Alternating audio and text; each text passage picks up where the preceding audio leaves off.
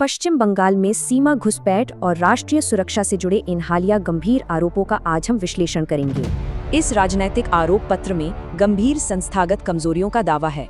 आइए इससे जुड़े राष्ट्रीय सुरक्षा जोखिमों को समझते हैं। इस पूरे मुद्दे को हम 3 मोर्चों पर डिकोड करेंगे: भौतिक सीमाएं, प्रशासनिक अखंडता और रणनीतिक भौगोलिक जोखिम। भौतिक बुनियादी ढांचे की बात करें तो बड़ा दावा है कि 569 किलोमीटर सीमा पूरी तरह खुली है।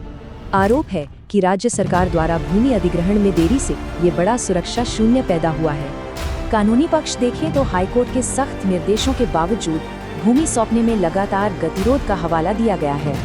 दावा है कि बाड़ लगाने में ये कथित प्रशासनिक असहयोग सीधे तौर पर घुसपैठ को भारी बढ़ावा दे रहा है। इसका सीधा असर देखिए, हालिया बीएसएफ डेटा 2688 घुसपैठियों की सीधी गिरफ्तारी की पुष्टि कर रहा है।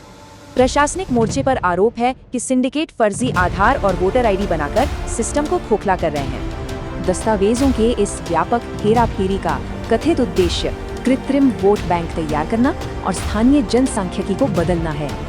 रणनीतिक भूगोल की बात करें तो इसका सबसे बड़ा जोखिम अति संवेदनशील चिकन नेक यानी सिलीगुड़ी कॉरिडोर पर है।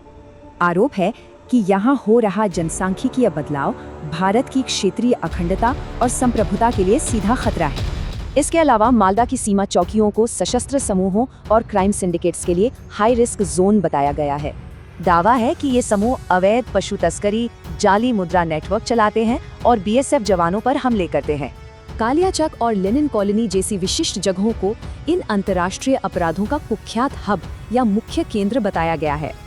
संक्षेप में, स्रोत इन विफलताओं को महज लापरवाही नहीं बल्कि वोट बैंक के लिए सुनियोजित जनसांख्यिकीय नियंत्रण बताता है। अंततः एक सवाल: यदि स्थानीय प्रशासन ही कथित रूप से समझौता कर ले तो सीमा सुरक्षा कैसे सुनिश्चित की जाएगी?